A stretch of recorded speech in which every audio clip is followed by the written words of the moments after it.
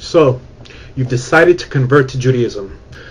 Let me first guide you on what I consider appropriate reading material on the subject. Apart from the Tanakh, that Christians consider the Old Testament, which is definitely the place to begin, I recommend two other books which make it far simpler to understand the core of Judaism. The first book is The 9 Questions People Ask About Judaism by Dennis Prager and Rabbi Joseph Telushkin. And the second book is To Be a Jew by Chaim Halevi Donin. So, the next step, you're probably deciding what type of Judaism to be a part of, right? Well, first you need to choose a minhag. That's a Judaic custom, typically Ashkenazi or Sephardic. There are a few other groups, but too small to mention. They usually end up aligning themselves with one of these two groups. I'll give you a quick overview on these two, but for more information, you should Google them. Okay, Ashkenazi Jews. The customs of the Ashkenazi Jews descend from the European areas, while the customs of the Sephardi Jews typically descend from Spanish, Arabic to North African regions. Now, after that, you have to decide which branch of Judaism you would like to convert through. Well, there are 3 main branches of Judaism today: Reform, Conservative, and Orthodox. Let's begin with Reform. I do not encourage anyone to convert Reform. Don't get me wrong. I know many great people who belong to the Reform movement, so my comments are not meant to offend, but the Reform movement has really come a long way since its founding in the early 1800s. Come a long way down. For example, did you know that the Reformed Charter states that it is optional to believe in God, to circumcise males, to keep kosher, and for that reason keep any of the mitzvahs? These beliefs are a result of a group that does not consider the Jewish scriptures divinely inspired. For that reason, the State of Israel does not recognize their conversions, nor does any other branch of Judaism. As a matter of fact, joining the Reform movement is equivalent to joining your average left-wing party. They are actually one of the few religious organizations that publicly condone abortion, gay lifestyles, intermarriage, and almost every vile anti-religious cause under the sun. So I don't recommend Reform conversions for truly devout believers, even though you could probably attain one in less time that it will take you to finish viewing this video.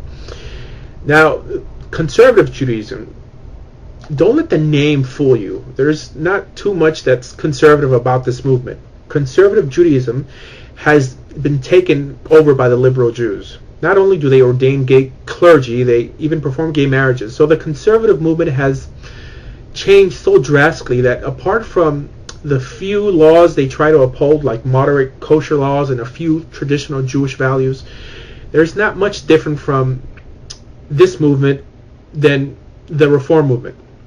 Now, a conservative conversion takes about 4 to 6 months, and it is recognized by the State of Israel. However, the rabbis of Israel do not accept it.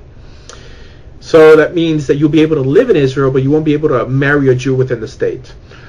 Now, I sometimes encourage these kinds of conversions in certain cases. For example, if the person converting does not live near an observant synagogue, the conservative movement can perform a long-distance conversion, which can later be upgraded to an Orthodox one. Or the convert could decide to move to Israel, where he or she could then acquire an Orthodox conversion. Now, the other major branch of Judaism is Orthodox Judaism.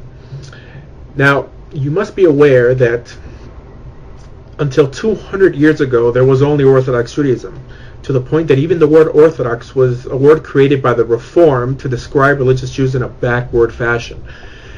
Now, this is the movement I belong to, but you would have to know that within the Orthodoxy, there are many different groups. Now, Orthodox conversions take about a year and are recognized by all strands of Judaism, including the State of Israel and its rabbis. Orthodox conversions are not simple. The main prerequisite are a very basic knowledge of Hebrew, a knowledge of Jewish holy days, circumcision if you're a man, kashrus, and Jewish prayer.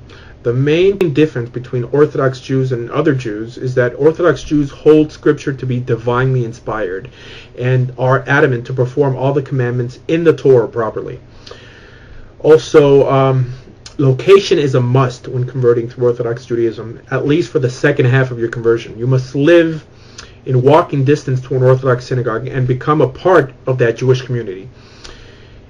Because in Jewish life, almost everything revolves around the synagogue, mainly because on Jewish holidays you're not allowed to drive in Orthodox Judaism. You must be able to walk to your synagogue to fulfill your obligations as a Jew. And for men who are not circumcised, you will have to undergo circumcision before the actual conversion can take place. And for those men who are circumcised, on the day of your conversion you will have to undergo a symbolic ceremonial circumcision, which you'll be poked with a small scalpel and a drop of blood extracted as a way to elevate the medical circumcision you had as a child to a holier level. On the day of your conversion, you will stand before a Jewish court made up of at least one rabbi and two other observant Jewish males from the community. Now, unlike some people teach, you won't be questioned or tested in this meeting. By this time, you should have built up a relationship with your rabbi that there should be no reason for him to question your sincerity.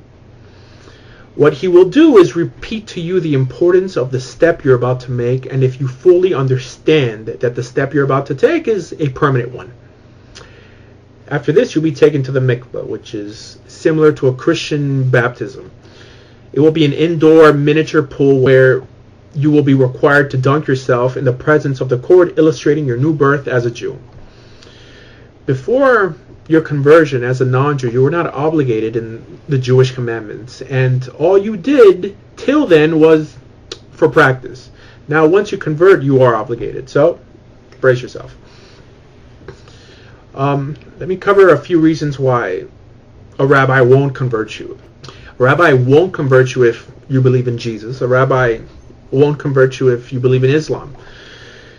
If you are married and your spouse does not want to convert, the rabbi won't convert you. Now, there's a tradition not practiced by many rabbis that they must turn you down 3 times before accepting you as a potential convert. So it may seem that he's not willing to convert you, but he may just be testing you. Another and probably the main reason why most rabbis won't convert you is because most rabbis are not eligible to perform conversions. If this is the case, they usually will point you in the right direction. I hope this video was helpful, and everyone should understand that the main reason to become Jewish is to live Torah, to spread righteousness, reward the good, and fight evil. For more information on converting to Judaism, please visit our websites, bejewish.org or torahjudaism.org. There you will find books, audio, video that will help you on your journey. Thank you.